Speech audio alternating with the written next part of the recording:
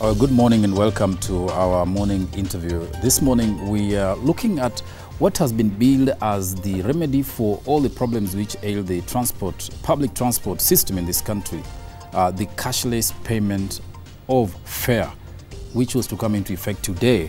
But that deadline has been pushed forward because all the players in the matatu industry are not ready for its enforcement. So we're joined in the studio this morning by the two significant people in this exercise: the Director General of the National Transport and Safety Authority, Mr. Francis Major, and the Chairman of the Matatu Owners Association, Mr. Simon Kimutai, to explain to us exactly what this system is all about and why it cannot move forward from today as intended. Karibuni, gentlemen. Thank you. Thank you. Let me start with the man in whose court the ball is. Why is it that a system that we all agree is excellent, will solve our problems, cannot take off on the day it was planned? Is this a general standard practice that when you deal with matatus, when you set the deadline, it will never happen? No, that's a perception. Right. Well, this was our initiative. I would say it was our baby. We made recommendations. The ministry, actually, we ratified it, and it was put as law. And there's been some hiccup on service providers. There are regulations which were set that probably has slowed them in putting the system in place so that it's perfected well. For us, we would have received it like yesterday. We would have actually implemented it like yesterday. Apparently, these small hiccups has made it slow, but take my word. Yeah, we are going. If you could just explain the hiccup, because from the public perception, some people just think this is the usual resistance by matatus for reform that makes it better. But perhaps that's not the case. So well, it isn't the case, and you know, a problem lies with the service providers. You know, before you're licensed. Service provider means who? Service provider is the person who has given us a system to use. You know, it's not our core business to get into these issues of, we don't actually have the knowledge. So we have companies that have placed themselves to give that service at a commission. Which means buying a gadget. It's not only buying gadget. How does money land, you know? The software for creating the it software, and providing having the hardware. a landing position, having a platform that would make them unified, that they can be able to share. So these are, they are technical issues that needs to be solved well. It's about money moving. And you know, when we talk of Nairobi alone, we are talking of over 150 million shillings in a day. So it has to be perfected. Right. In the country, we're talking to close to $500 million in a day. So this must be perfected. The question is, when was this agreed? It was agreed, as far as I can tell, October or September last year for implementation just this today. Well, it would have been a question directed to the service providers, but I would rather, let me just come in a bit in the little knowledge that I do have. Yes. They had not been licensed. Central Bank has delayed in licensing them.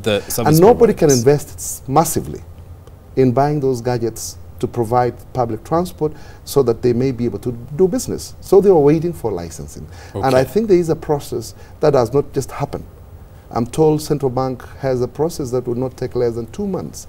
So I think maybe there was an oversight by them that probably they thought that they would come in and get a license immediately. And there are regulations that were put in place that they need to perfect their system.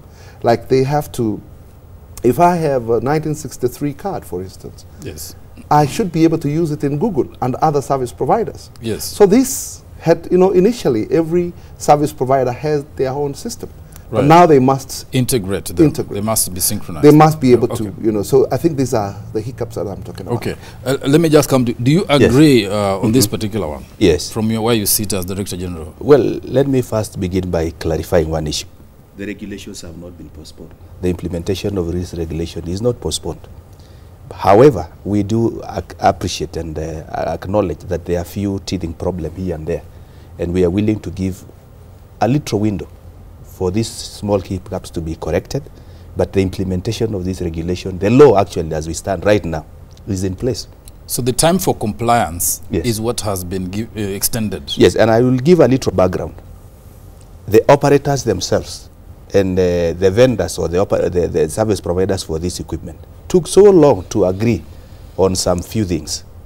As NTSA and the Ministry of Transport, actually we came up and said we will have no meetings anymore. We are having far too many meetings and we must make progress.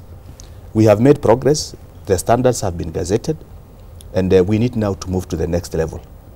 I want to appeal to the public that this is their time to start getting these cards. And for the PSV operators, please quickly buy this, get these equipments ready so that we roll out this program, because the benefits are... Let me just address that matter of efficiency of operations and of things, initiatives in this country. Yes. Aren't we borrowing from somewhere what we want to do here? And then there are best practices that we could just have copied and implemented without appearing to have these difficulties. Yes, let me say this. As we stand right now, we have about 4 banks which have been licensed by Central Bank to do card acquiring business. Between the 4 banks, commercial banks, they have over 1 million cards that are already out there in the market. But we need to get it, we needed to get it right, because the issue of interoperability, that I have a card issued by, let's say, vendor A, yes, it must be able to apply across all the PSV vehicles that are there in the market. Right. So that we don't have a situation where I bought a matatu, this card is not accepted in this matatu. No. Those are some of the issues that we needed, first of all, to get clear of. Okay. So that it becomes convenient. Let's get to the public awareness now. How does this thing work? Or what are you asking people to do? Or what are you going to do? A to Z of this whole thing. It is, assume that I'm a commuter. I live in Umoja. Yes. Today, I need to have a card. Where do I go? How is the card supposed to be used? Who is supplying it? How do I use it? Basics. It is very simple.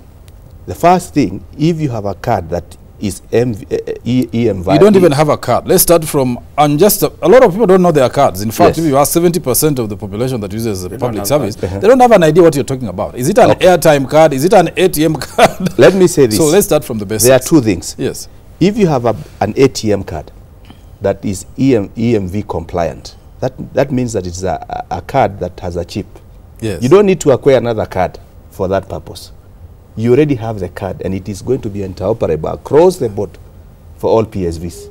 Which That kind is of an card ATM is this? card. The An normal ATM card. Like The your Barclays card, Yes. your Yes. KCB card. It will work Yes. across board. There are those, of course, who do not have the cards, or they don't have an ATM card. These vendors are willing. In fact, some of them are even saying, for as long as they use our cards, we are even willing to give them for free. So that you just load value to that card. You bought to any matatu, you tap it, the value is transferred from the card to the operator's account. It is that simple. Kimetai, try and make it easier for me. I'm Well, still not with the Major on this no, matter. Let's assume I don't have even an ATM card. No, let's I'm now just a talk of- commuter. Correct. I Yeah. just want to talk of a person, majority of Kenyans actually, Yeah. could not be operating even bank accounts. Yes. At the bus terminus, every bus terminus, Yes. there are kiosks that have been put in place, and even agents who have a phone to load a card. You just need to have an ID for purposes of registration. What you need is their cards. For instance, I can talk on behalf of 1963, where there is a card. What you just need to have is an ID. It is registered. 1963 is not a year. Well, it is a card.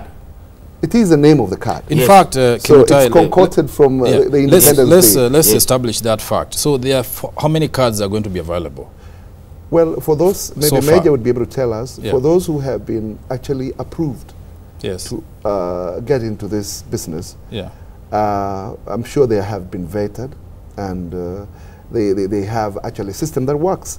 So I'll talk of one on how to acquire the card and how to make it work. Yes. The card is given free of charge only if you have to load it. You have to load it with credit.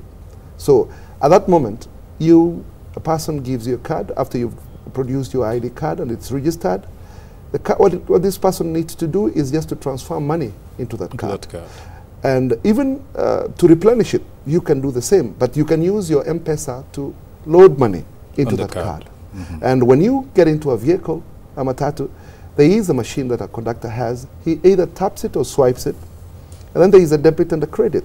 Shows how much you so have. it shows how much what will happen paying. is that it will generate a receipt. The machine will generate a receipt, which will show you the vehicle number you are using, the person who is serving you, the money that has been deducted from your card as fare, and the balance that is in your card.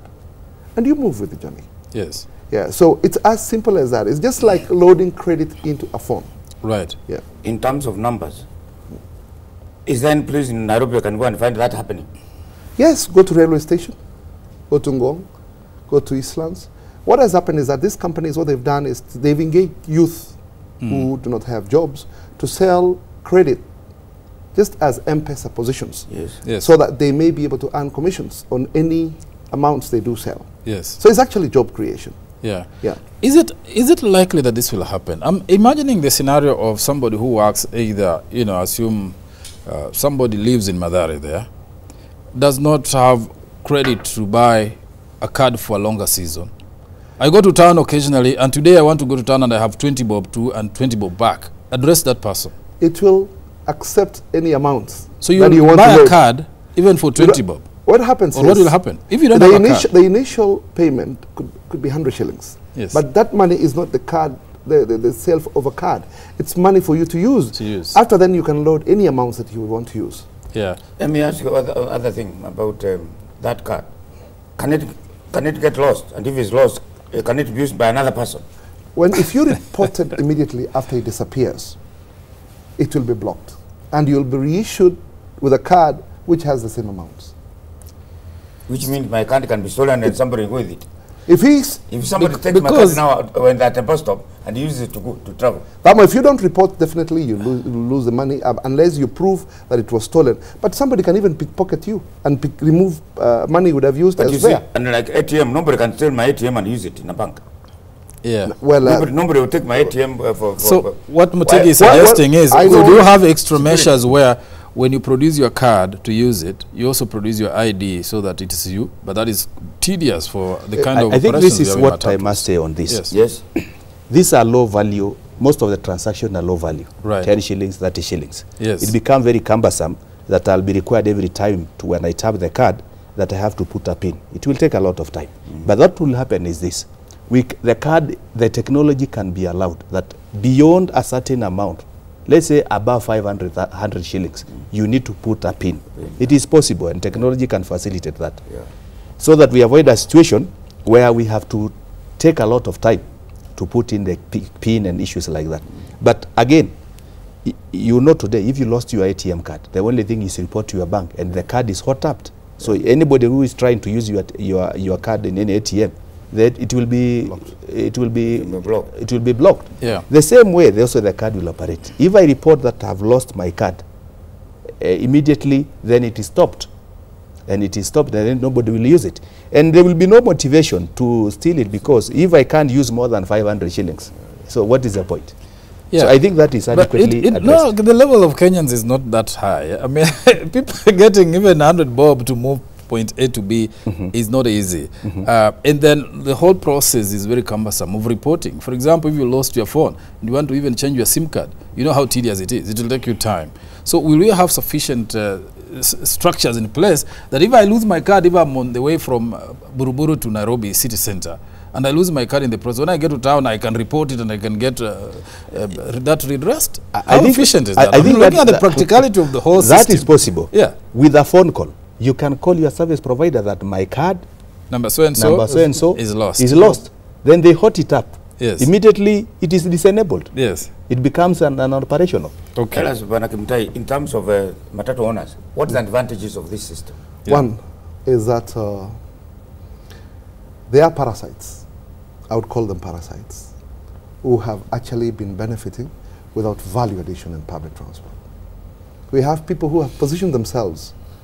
Some are even selling passengers. A passenger who knows is going to from Kericho to Nairobi, he will have to be, it's like somebody has lifted him from his house and brought him to the bus stop.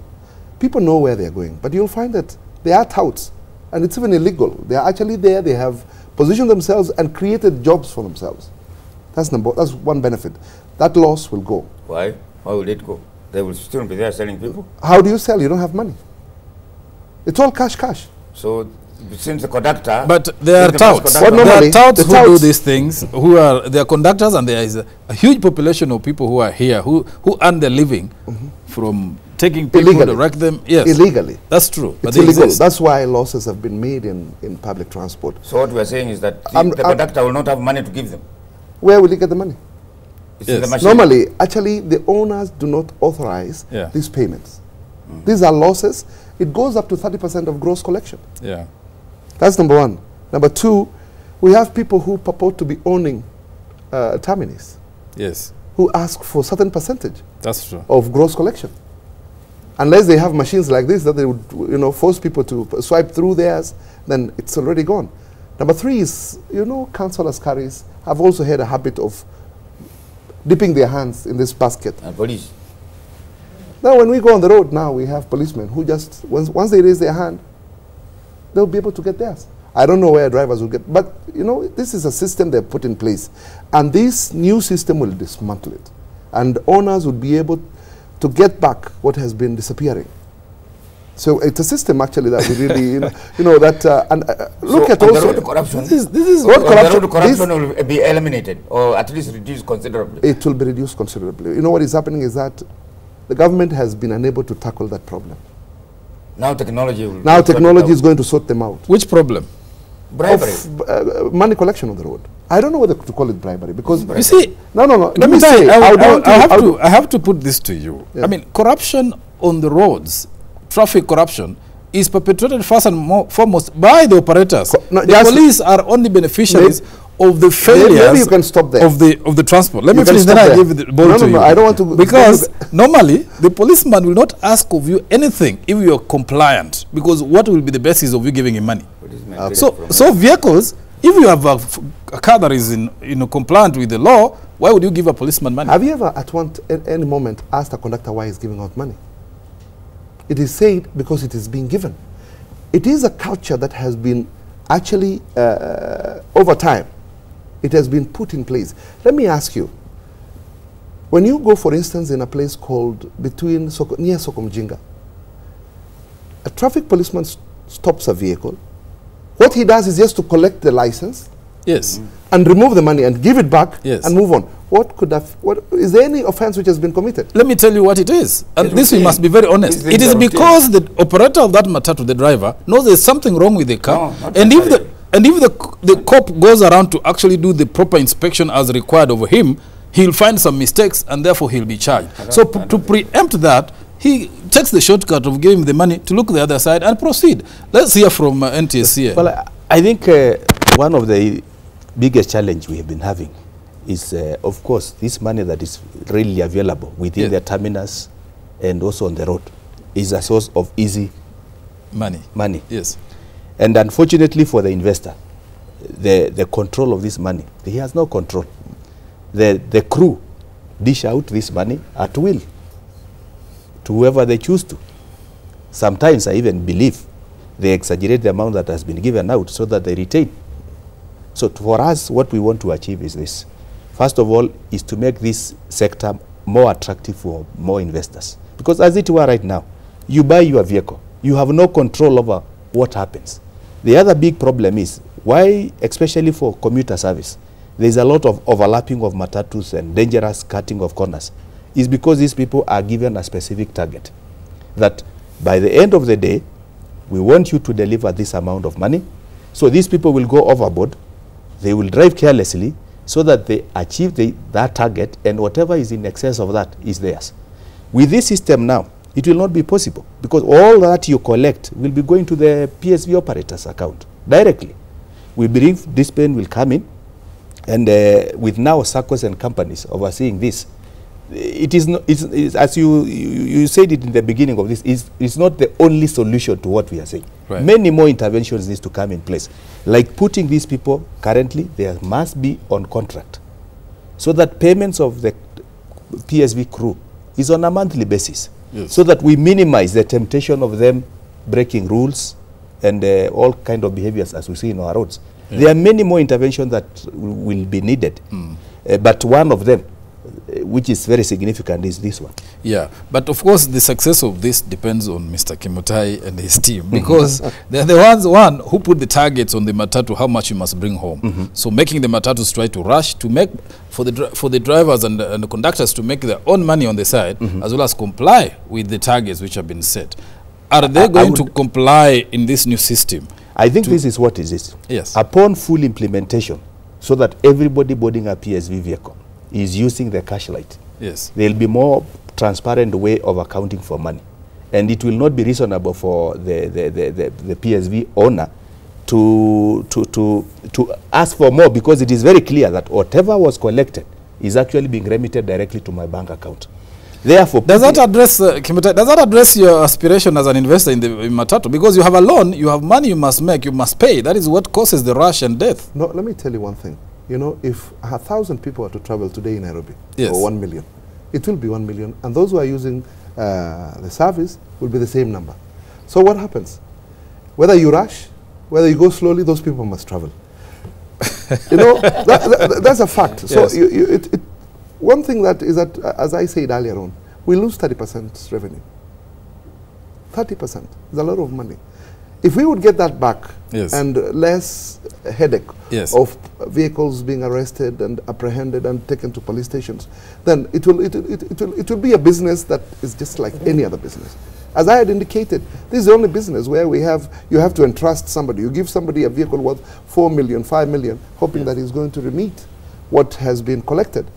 And for sure, this one is going to come automatically, since it's a system that will not involve cash. The Kenyans are very clever people. You know the story about spin governors, the story about safety belts. yes, They break down. They don't work. Kenyans are going to say, oh, my machine today didn't work, so what am I supposed to do? I have only this machine. And of course, they deliberately broke it. What happened in that situation? The conductor, whoever is running the machine, says it didn't work. And the policeman stop you, oh, you know, it didn't work today.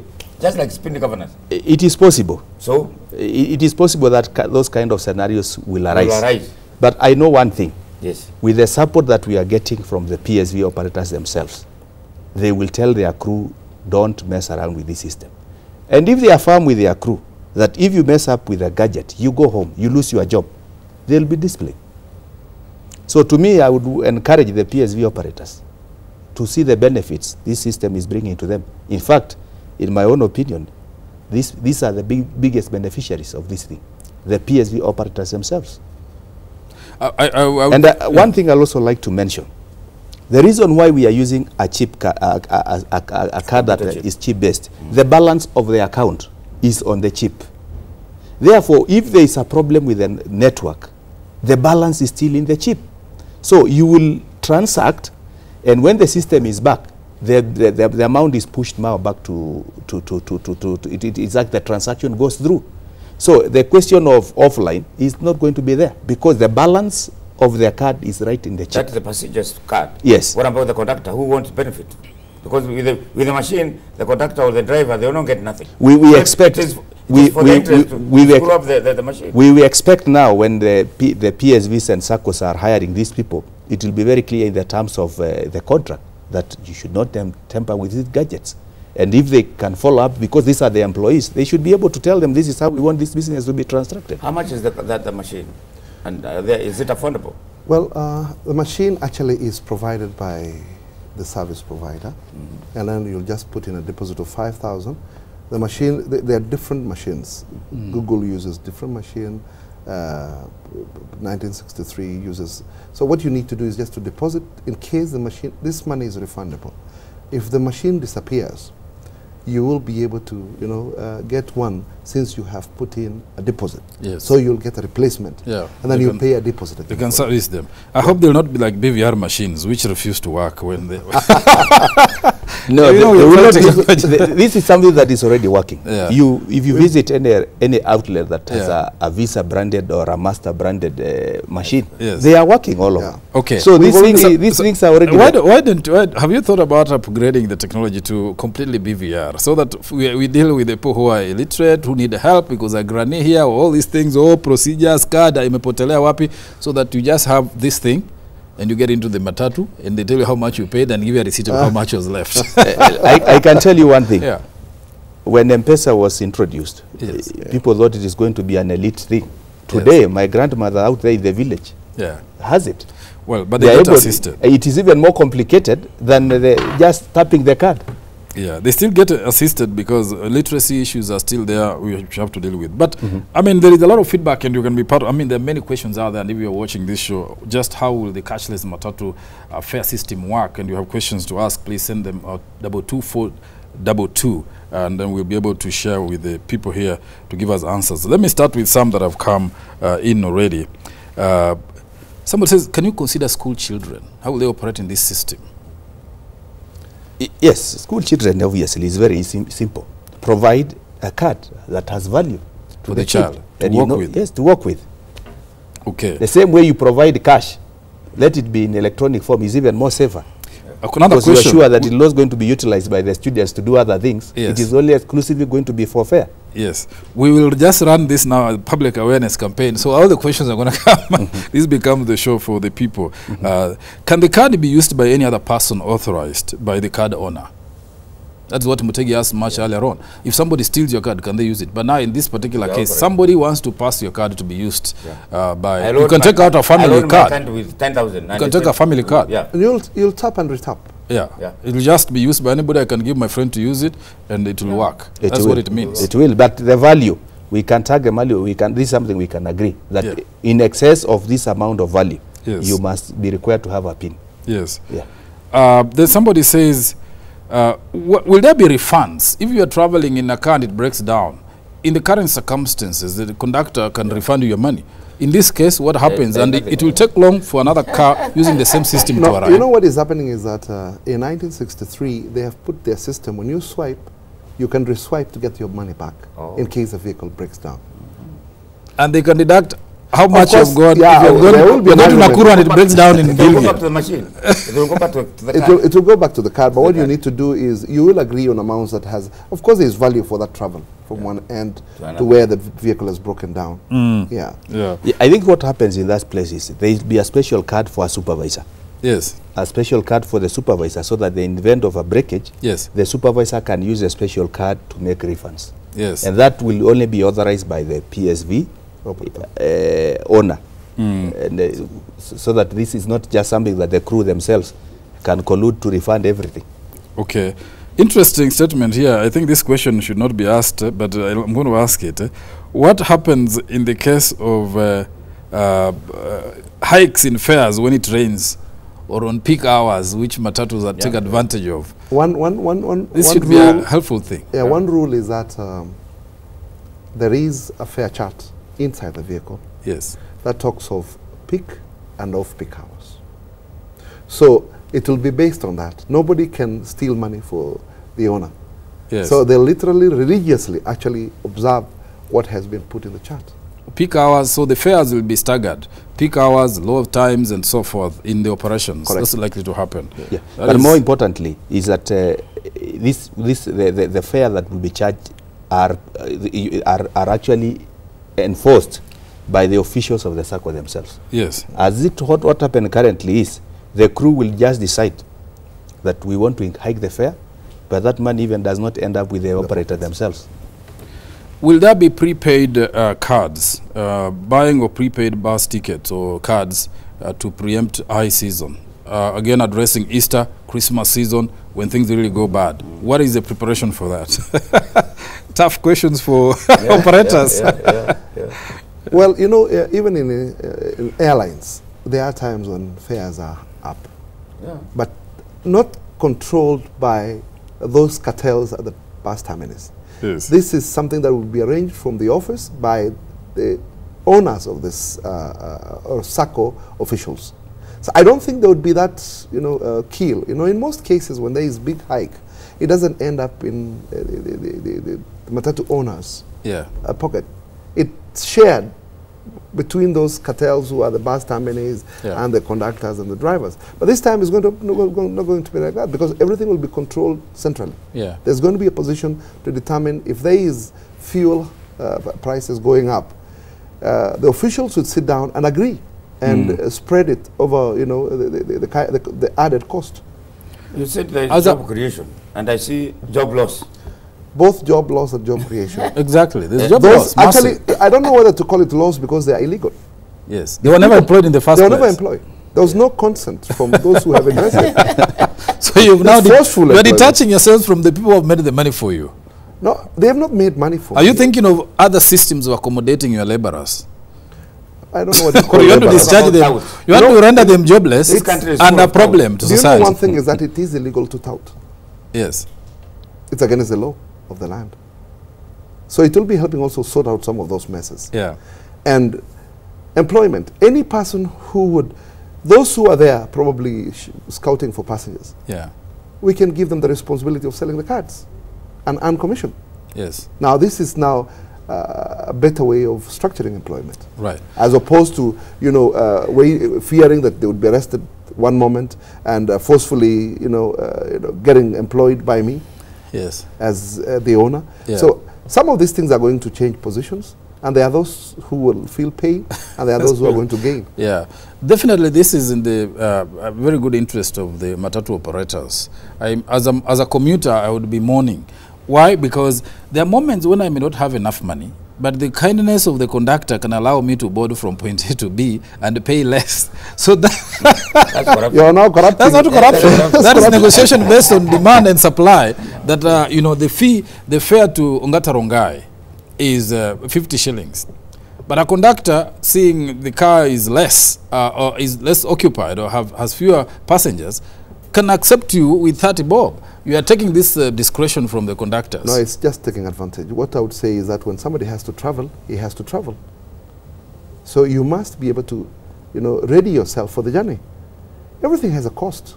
So you must pay for the services rendered. Yes. This issue of taking advantage with it's low season. Yeah. Then it will somehow find its place. All right, let's move down to the whole organization of the sector. Well, this might cure some of the problems, lose cash lost here and hurry and fight for making the extra buck. But about the general organization that brings order in the industry, Major, yes. How is this going to be achieved? One, there's still competition between operators. Get there fast, make more money. People want an orderly system. Yes. I think the beginning point is trying to organize the PSC sector in this country, is to organize these people in companies and circles, so that we give them an element of self-regulation. This is working, but we need to encourage and to empower these companies and circles to take greater charge and responsibility. And what we are doing as an authority ourselves, if there is a mistake that is committed by a vehicle belonging to circle or company A, we are dealing with a circle in its totality, not as an individual, so that they take greater responsibility. And we are very happy, and actually we are seeing some very positive results, that the officials now are taking charge and displaying their members even before anyone comes on board. I think, to me, that is the only way to do this, and we need to encourage that. And we learned very vital lessons when we are implementing the new digital street governance. The members were forced, the officials were forcing their members to comply, that if you want to be in this circle, you must conform with these rules. So I think, to me, that is the way we go.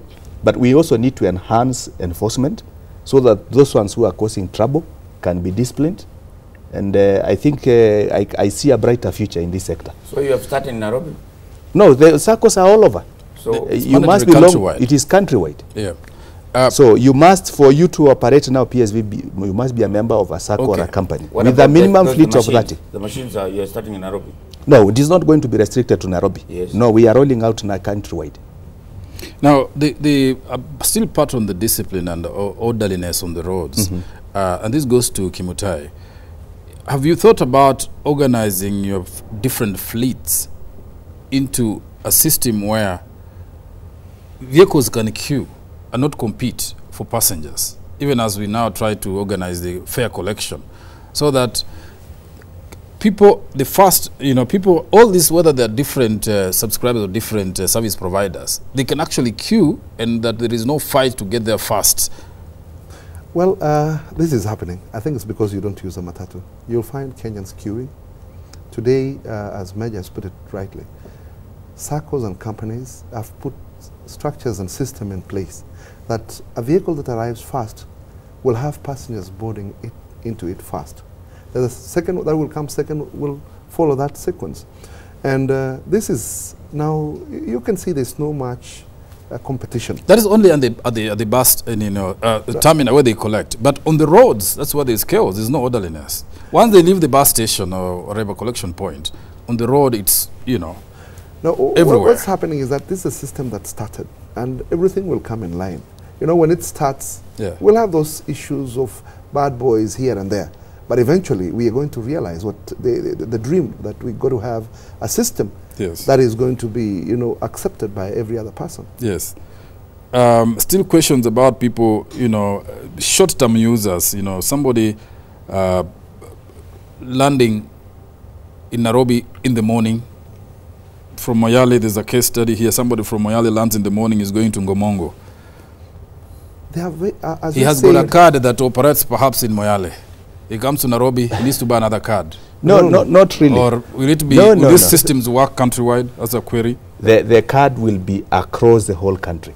In fact, I can even assure you, even for an international tourist landing at Jomo Kenyatta International Airport, with a card that is compliant or EMV compliant, you don't need to acquire a card. You just swipe your own card, and it is internationally. Because the standard we've gazetted for the cards are international standards. So it will be used across the country, and visitors who are coming even from outside the country will use their cards. No, matatus are very disorganized. I don't know, even your buses. Will that change the culture? You were talking about culture. How do you change the matatu culture? First of all, those matatu conductors, they go drinking all over from every license. They go drinking those plastic. Why do you think they drink? It's because there's money in the vehicle. They never drink using their money. They remove money that belongs to, that passengers have brought in. So with no cash in the vehicle, automatically things are going to fall in place. There's not going to be drinking, the issue of misbehaving on the road, because every time they misbehave, they use the money that has been brought in by passengers to bail themselves out. So there are lots of benefits that are going to come in. Even behavioral change is going to be brought about by having this system in place. A question here, somebody says, somebody perhaps wishes to correct you. He says the machine is not 5,000, but 25,000. 5,000 is a deposit. And then over a month you pay 5, and then another 5, and then another 5, another 5, for 5 times. Yes. And then now, that money will be held. The moment you want to leave the business, you can take it back and get your money back. It's just a deposit. Right. So the initial money that you pay, just to make it easy for every person, is 5,000 shillings. And then there are going to be another 4 5s that are going to come on a monthly basis. Okay. Yeah. Then somebody saying Namuzigo. Well, that is also something that we are looking at when these regulations were being developed. Yes. There is a certain amount depending on, even currently, if you have luggage, they will determine and say, this luggage, I will transport it for this amount. Yes. The value is in the card. You will agree on the amount, and you'll be deducted from it. It's going to be deducted from the card. Yes. So that's not a problem. All right. It's all about enforcement. People raising a lot of queries. Who will enforce the usage of the cards? I'm afraid the touts will ignore the cards at some point and decide to charge cash. And there's nothing the owners will do. And I've seen, even though Mr. Kimutai says that this will eliminate touting and so forth, and people who control terminal like Mungiki used to do, they say you have to pay. Still, the matatu operators have cartels within that industry. You have to go on a route, you have to pay money. Is that still not the case? Well, I think I tend to disagree. This is history. This is what used to be there before. Yes. Today, you don't have to pay anybody any money to operate. If you are a new entrant, unless there is investment that has value. We have, maybe you want to join SACCO A. So do you want to join SACCO A with what SACCO A has? Members could have contributed and bought maybe a few buses. So if you have to join them and have to claim from the investment that they have done, there could be an amount that would allow you to pay to be part of them. But meanwhile, you can still operate on the side without necessarily going to the investment group. Okay. This is just business. But it doesn't happen. If I bring, for instance, I buy a bus, I'm going to more today. How much do I pay? For you to operate Nakuru route, you'll need to pay a fee. What you need to do if you are joining, I bring my bus. You see, if you need I rent more, I pay nothing. No, you see, there is a management fee. If you have to enjoy the management of, maybe you're working in an office, and you want a company to manage for you, you have an agreement. They don't force you. You'll be told if you have to come here, these are the amounts, just like Kenya Bus. Kenya Bus do not own buses. Yeah, no. They are franchised. It's just what they do is to manage buses on behalf of people. So any other company would do the same if you want a service. But if you want to operate independently, for a company, there are regulations that you must adhere to. But suppose I want to write more and then I want to operate. No, that's a brand. It's, you see, you know one thing is that trademark belongs to the owners. To the owners. If it is registered, you don't have to come in and just paste in a trademark that belongs to the people. Yeah. So I have to pay. Depending on how you agree with the company. Yeah. But if you have to join a SACCO, you know there are routes. You know, in every route we have companies and we have SACCOs. Yeah. Okay. All right. I think we've explained quite a bit of the challenges that people expect to face this system. Safety belt. Good, but now as actually we just before we close the show, safety belt. We had Matatus don't have safety belts. We had just a raft of changes and inspection and so forth and speed governors 2 months ago. How is that going? People say accidents are still happening. Have things improved tremendously? What is your report? Yes, there is a marked improvement, particularly for PSVs. And we measure the PSV fatalities by looking at the number of passengers who are reported who are dying in vehicles. So that has there's a significant reduction. However, we still have a serious challenge on pedestrians and motorcyclists. In fact, these two groups of categories of people account for 60% of the total fatalities. So we've now moved from the challenge of PSV. We are now focusing on pedestrians and motorcyclists. Yes. It's a big challenge because it is all over. The way people use our roads, people need to be educated to change. And the motorcyclists, we need to do something urgently on this sector. We are beginning with a sensitization program, then serious enforcement. Right. So that we manage this because it is almost running out of control. It has not happened. People are still being carried without helmets and all manner of things that are not. Where is the challenge? The law is very clear that you are only supposed to carry one pigeon passenger. You are supposed to have a helmet and a reflector, but that is not happening. Enforcement need to be enhanced, but before we do that, we want to educate the public. Because even the law allows the owner of the motorcyclist to ensure that there is a helmet, there is a reflective jacket, and the rider himself has a license. So it does not just boil down to the fellow who is operating the motorcycle. Even the owner of that cycle has some responsibility. Yeah. Yes. There's a big complaint by people who are going to Eastern Province, particularly Meru. People have erected road bumps, some of them on the tarmac road. So the road is impassable. From Embu to Meru to, I don't know, you are not the ministry. But how do you expect people to, on a tarmac road, every 2 kilometers there is a bump? I think this is happening when people get frustrated by the number of people who get hit on the road. But I don't think the solution is really in fact, they are illegal because they are not supposed to. Nobody is supposed to erect on a bump without the approval of the relevant authorities. But I think that is an expression of frustration, and I think we need to educate the public on some of these issues. There's a lot of public education that is required. Yeah. All right, we must come to the end, but I'll give Mutai final. Let me just read a few remarks, then I'll give you a concluding. Major is so confident about the EMV system. I can assure him with the card fraud in this country, it will be uncomfortable for one to swipe their credit or debit cards. That's why in Britain there's an oyster system totally out of the bank. We will have serious fraud, cases of card fraud, if we go the major way. Let's borrow the best practices. Secondly, somebody says, Mutahi should redefine the word history. Cartels are still very much here. They control the terminal. So unless you wipe those out, then you still have those problems that we're talking about. Well, the others, I think, somebody says, can we use our Visa cards? We had said, yes, you can use those cards, right? Yeah. All your ATM cards can be applied on the system if it's integrated. Then somebody is asking about overcharging of passengers. How will they get redress? It's about supervision, enforcement, making sure that actually the touts are not going to abandon the cashless system at midnight. After 7 o'clock, they adopt their cash system, and you know that's and you have nothing to do because they have control of the vehicles. I don't know your final words and when this you expect compliance, because there are about 22,000 registered vehicles as far as I can tell. Countrywide doing PSV. When do we expect this to be fully operational, this system?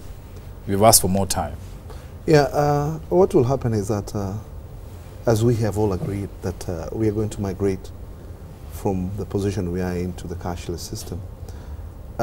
It is going to be ongoing.